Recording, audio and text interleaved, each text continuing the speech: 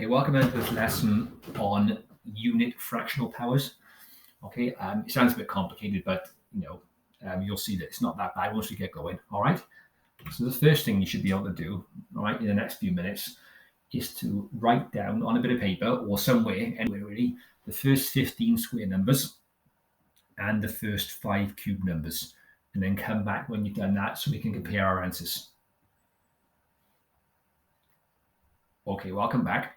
So I put the squares there, okay? So, 1 squared is 1, 2 squared is 4, 3 squared is 9, etc. And the first 15, you really should memorize the first 15 square numbers, okay? They're so important. And the first 5 cube numbers, remember 1 cube just means 1 times 1 times 1. 2 cube means 2 times 2 times 2, etc.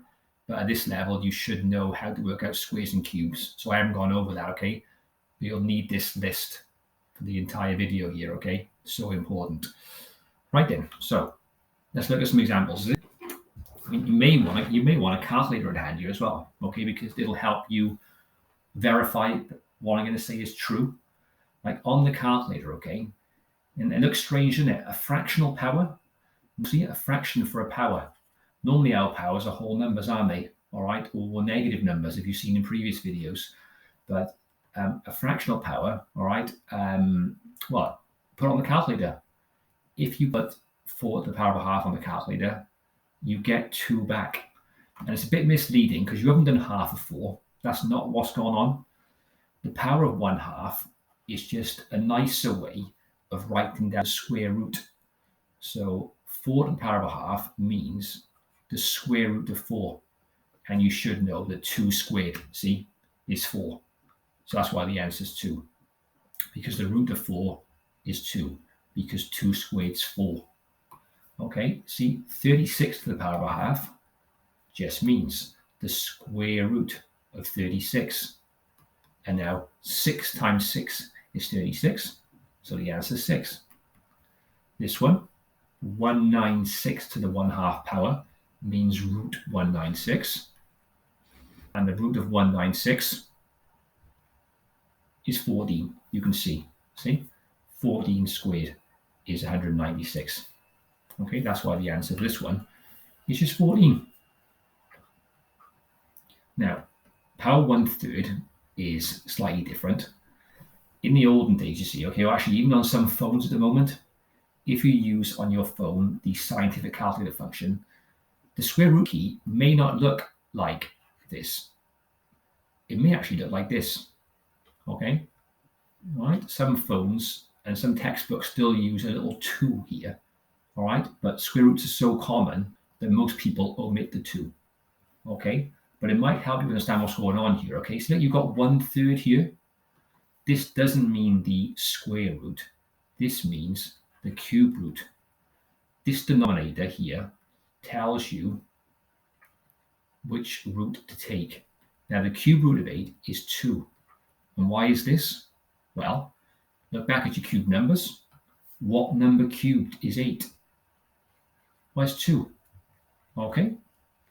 And this one here, look. This means the cube root of 64. Look back at your cube numbers. What number cubed is 64? Is 4. All right? So these fractional powers are just another way, and some people think a nicer way, of writing a root of a number. Nice and easy, okay? So for the main task now, look, there's loads to have a go at here. All right? If you have to refer back to your squares and cubes to get these done, that's fine. But try and do them from memory, okay? All right? So pause the video, have a go, and then come back when you're ready, okay? Okay, welcome back then. Here are my answers here. So, just mark those, see how you got on. If you had some success here, you're doing great, because this is actually quite a difficult topic.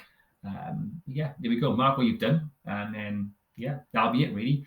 Maybe I could just mention one thing as well, all right? You can pause it if you want to mark.